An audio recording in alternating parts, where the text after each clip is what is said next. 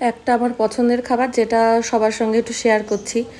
Capsicum নিয়েছি কুচি করে, পনির গ্রেট করে নিয়েছি, ধনেপাতা, পেঁয়াজ, কাঁচা লঙ্কা একটা কুচি করে নিয়েছি, আর সঙ্গে নিয়েছি গাজর সরু সরু করে কেটে নিয়েছি পাতলা পাতলা করে, আর সঙ্গে নিয়েছি বেসন। তো হচ্ছে বেসন অল্পই নিতে হবে, খুব বেশি লাগবে না। এইবার হচ্ছে এটাকে একটু লবণ দিয়ে নেব আমি। লবণ দিয়ে এবার সব ভেজিটেবলগুলোকে দিয়ে দেবো ওর ভেতরে। এটা খেতে ভীষণ টেস্টি হয় আর হেলদি তো বটেই।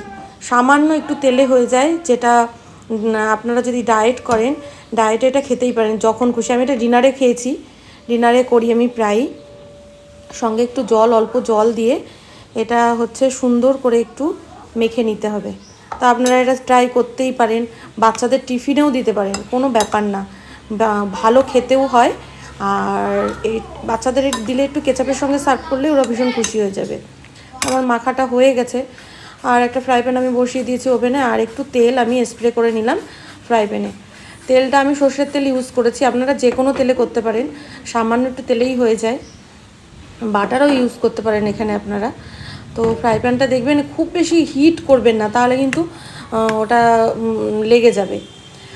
হালকা হালকাভাবে একটু হালকা আছে করতে হবে, তাহলে ভেজিটেবলগুলোও সেদ্ধ হয়ে যাবে। আমি ওই মাখাটা পুরো ওই ফ্রাই প্যানের উপরে দিয়ে স্প্রেড করে দেবো চারিপাশে।